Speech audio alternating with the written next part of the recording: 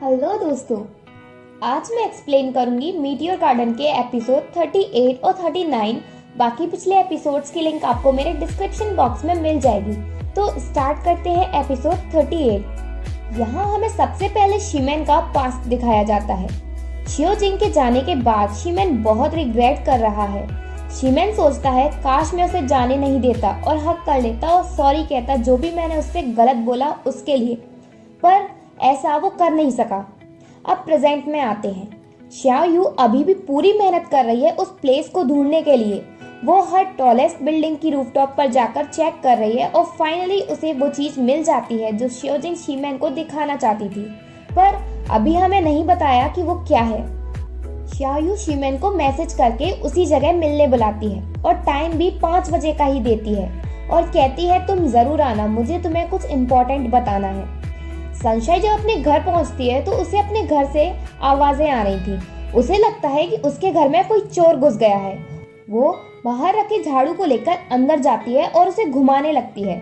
उसकी मॉम कहती है कि तुम ये क्या कर रही हो। सनशाइन समझ जाती है कि अंदर कोई चोर नहीं बल्कि उसकी मॉम है जो विलेज से वापस आ गई है। सनशाइन उन्हें देखकर बहुत खुश होती है।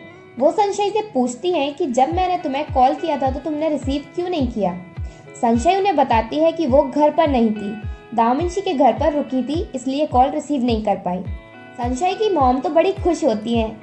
देन सनशाइन उन्हें सब बताती है अपने और दामिंशी के बारे में। सनशाइन की मॉम को बड़ा गुस्सा आता है कि दामिंशी की मॉम इतनी खराब कैसे हो सकती हैं। वो तो यहाँ तक कह देती है कि वो मुझसे थोड़ा दिमाग ले लें। श्यायू शिमेन के रिप्लाई का वेट कर रही है, पर शिमेन कोई रिप्लाई नहीं करता। तभी श्यायू को ये भी पता चल जाता है कि उनके शहर में मौसम खराब होने वाला है, तो उसे लगता है कि शायद शिमेन उससे मिलने ना आ पाए। तो वो सनशाइन को कॉल करती है और कहती है कि वो उसकी शिमेन को ढूंढने में हेल्प करे। पहले सनशाइन मना करती है, पर श्यायू उससे बहुत रिक्वेस्ट करती है कि ये उसके लिए बहुत इम्पोर्टेंट है, तो सनशाइन मान जाती है। नाइट के टाइम F3 और गर्ल्स सभी कैफे में मिलते हैं और वो सब शिमेन का वेट कर रहे हैं।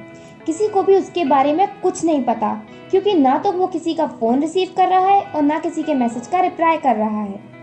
लेई श्यायू से पूछता है कि क्या उसका शिमेन से मिलना आज रात ही जरूरी है। श्यायू कहती है हाँ, आज रात ही बहुत जरूरी है और उसके बाद मैं उसे कभी परेशान नहीं करूंगी। और वो सबसे कहती है कि किसी को भी उसके साथ वेट करने की जरूरत नहीं है, वो सब घर जा सकते हैं। कोई नहीं खड़ा होता जाने के लिए, पर मेइजो खड़ा हो जाता है और जाने को रेडी होता है, पर वहाँ कोई नहीं जाता और सब उसे घूरने लगते हैं। तो इससे उसे बड़ा ऑकवर्ड फील होता है कि वो ही अकेला जा रहा है। वो वापस बैठ जाता है और कहता है हम सब शिमेन का वेट करेंगे। बहुत देर हो जाती है पर अभी तक शिमेन का कोई पता नहीं। लेई, मेइजो और दामिंशी अपने अपने फोन में गेम खेलने लग जाते हैं। सनशाइन दामिंशी से कहती है कि वो शिमेन से कांटेक्ट करे। दामिंशी अपना गेम खराब नहीं करना चाहता, इसलिए वो लेई से कहता है और लेई मेइजो से, मतलब कोई भी फोन लगाने को रेडी नहीं है। ऐसा हम सभी के साथ भी होता है जब हम अपने फोन में गेम खेलने लग जाते हैं। सनशाइन को गुस्सा आता है और वो दामिंशी का फोन छुड़ा लेती है और शिमेन को कॉल करने को कहती है। दामिंशी कॉल करता है पर फोन स्विच ऑफ।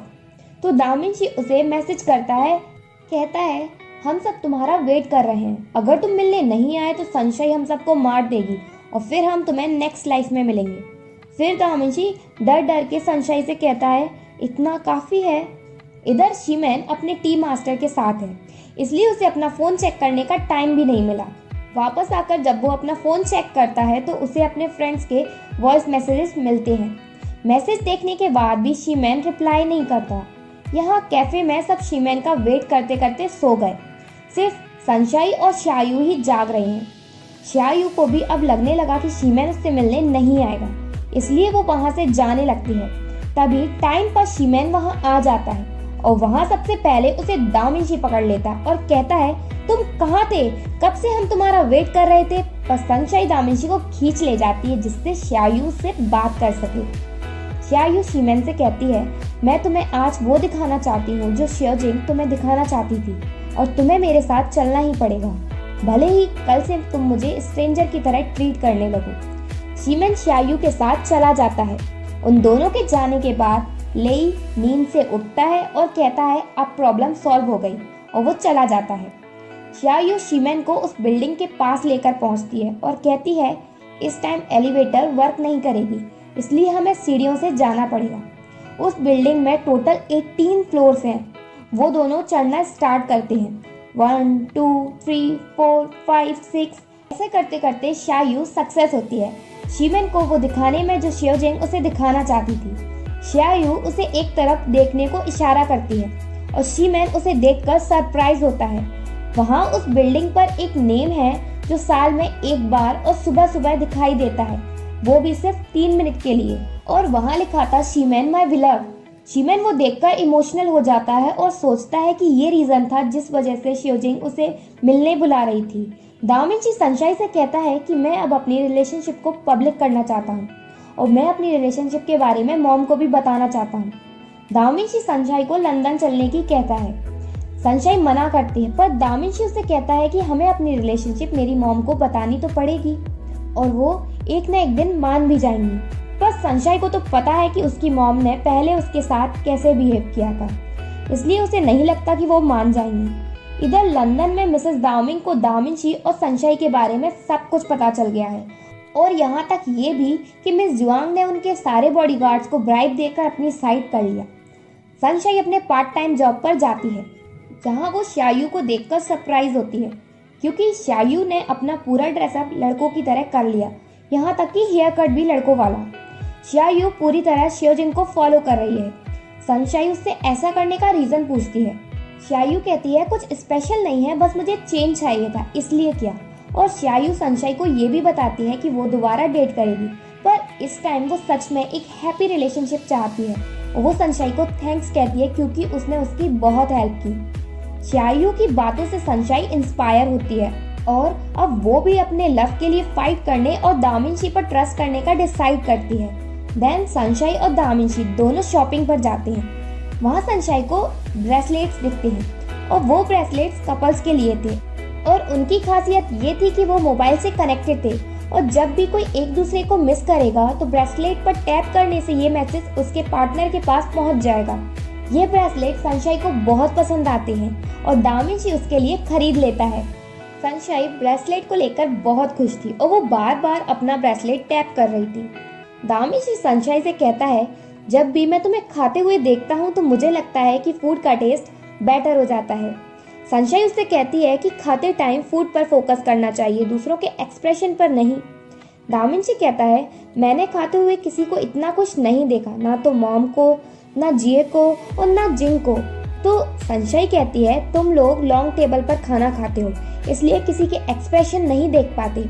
और सनशाइन दाविंची से नेक्स्ट टाइम हॉट पॉट पर चलने की कहती है। दाविंची हाँ कहता है।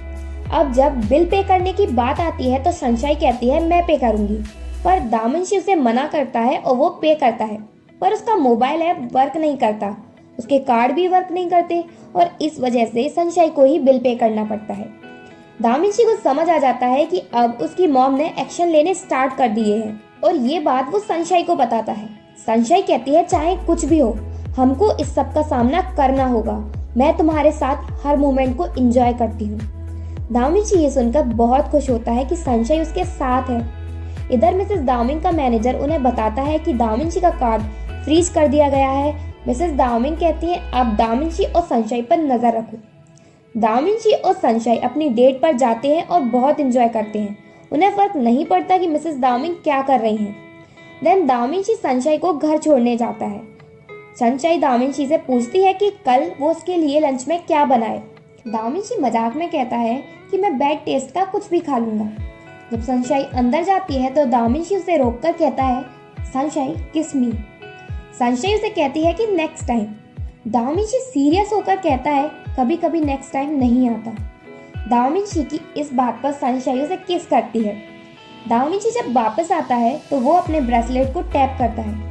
सनशाइन के घर से थोड़ा दूर जाता है। दाविंची को पता है कि उसकी मॉम के बॉडीगार्ड्स उसे फॉलो कर रहे हैं। दाविंची उन्हें बाहर निकलने को कहता है क्योंकि वो वहीं छुपे हुए थे और उनसे बात करते करते वो चुपके से लेई को कॉल कर देता है, जिससे एटलीस्ट F3 को तो पता हो कि वो कहाँ है। F3 साथ में कैफे में है और जब लेई को दाविंची का कॉल आता है तो उन्हें सब पता चल जाता है कि दाविंची के बॉडीगार्ड्स उसे लंदन ले जा रहे हैं। नेक्स्ट डे कॉलेज में सनशाइन को दामिंशी कहीं भी नहीं दिख रहा था। F3 सनशाइन के साथ इमरजेंसी मीटिंग रखते हैं कॉलेज की रूफटॉप पर और वो सनशाइन को बताते हैं कि दामिंशी वापस लंदन जा चुका है और लेई उसे सारी बात बताता है कि कैसे वो लंदन गया। सनशाइन सोचती है कि कल तक तो सब ठीक था। शीमैन सनशाइन से पूछता है कि वो अब क्या करेगी। सनशाइन कहती है, दामिंशी ने मेरे लिए बहुत कुछ किया है, मुझे प्रोटेक्ट करने से लेकर प्यार करने तक, पर मैंने उसके लिए कुछ भी नहीं किया। पर इस बार मैं उसका वेट नहीं करूंगी। मैं लंदन जाऊंगी और उसके साथ हर प्रॉब्लम को फेस करूंगी। सनशाइन लंदन जाने के लिए निकलती है, पर लेई को उसकी टेंशन है कि वो दामिंशी तक पहुंच पाएगी या नहीं। वो सनशाइन से कहता है कि जब वो पहुंच जाए तो कॉल करे। सनशाइन लंदन पहुंचती है और सबसे पहले वो लेई को कॉल करके बताती है। लेई बिल्कुल उसकी मॉम की तरह एक्टिंग करता है, जैसे अपना पासपोर्ट नहीं भूल जाना, अपना बैग, अपना वॉलेट, कुछ भी खोना नहीं। सनशाइन कहती है, लेई तुम टेंशन नहीं लो, मैं अपना सामान का ध्यान अच्छे से रखूंगी। सनशाइन के पास 2 लड़के आते हैं जो कि म्यूजिशियन हैं और वो सनशाइन को फंसाकर उसके बैग में से उसका फोन और वॉलेट चोरी कर लेते हैं। जब सनशाइन अपने बैग के पास जाती है तब उसे पता चलता है कि उसका फोन और वॉलेट गायब है। वो उन दोनों लड़कों को पकड़ने के लिए भागती है पर उन्हें पकड़ नहीं पाती। अब तो उसके पास उसकी रेंट वाली प्लेस पर पहुंचने का एड्रेस भी नहीं है क्योंकि वो उसके फोन में था। सनशाइन बहुत टेंशन में आ जाती है। तभी सनशाइन एक चाइनीज रेस्टोरेंट में पहुंचती है। ये वही रेस्टोरेंट है जहां दामिंशी पहले आया था जब वो लंदन आया था। सनशाइन अंदर जाकर पानी मांगती है। उस रेस्टोरेंट की ओनर का नेम मिस यूए है। दोनों चाइनीज होने की वजह से बहुत बातें करने लगती हैं। मिस यूए सनशाइन से पूछती है कि वो यहाँ क्यों आई है। सनशाइन कहती है, मैं यहाँ अपने बॉयफ्रेंड से मिलने आई हूँ। देखो यहाँ हमें कौन मिलता है। थॉमस की ड्रामा में फिर से एंट्री होती है। सनशाइन थॉमस को अपनी सारी प्रॉब्लम्स बताती है कि उसका वॉलेट चोरी हो गया, उसके पास अब रुकने की जगह नहीं है और वो यहाँ दामिंशी से मिलने आई है।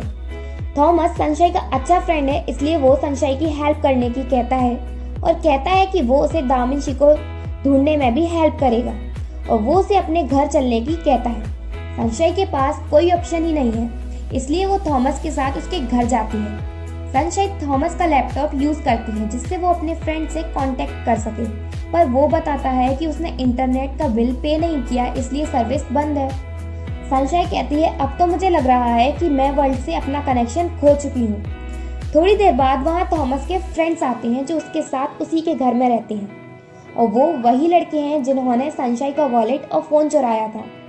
सनशाइन उन्हें देखकर उनके पीछे भागने लगती है उन्हें मारने के लिए और उनसे अपना सामान वापस मांगती है और वो कहते हैं कि उनने उसके फोन को बेच दिया और बचे कुछ पैसे उसको दे देते हैं। सनशाइन दुखी होकर वहीं बैठ जाती है। वो लोग उसे मनाने की कोशिश करते हैं पर सनशाइन थोड़ी देर तक साइलेंट मोड में ही रहती है। फिर कहती है, अब चोरी नहीं करना और वो सब मान जाते हैं। इधर संघाई में लेई सनशाइन से कांटेक्ट करने की कोशिश कर रहा था पर उससे कांटेक्ट नहीं हो पा रहा था। शीमैन और मेइजो ये सोच रहे हैं कि सनशाइन दामिंशी से मिल चुकी है इसलिए वो उनके बारे में भूल गई। वो दोनों उनके बारे में सोच कर बहुत खुश हो रहे हैं और दामिंशी और सनशाइन की एक्टिंग भी कर रहे हैं कि वो दोनों कैसे मिल रहे होंगे, कैसे बात कर रहे होंगे। पर लेई को सनशाइन की टेंशन हो रही है और एपिसोड 39 यही एंड होता है। अगर आपको मेरी वीडियो अच्छी लगी हो तो प्लीज़ लाइक माई वीडियो और सब्सक्राइब टू माई चैनल।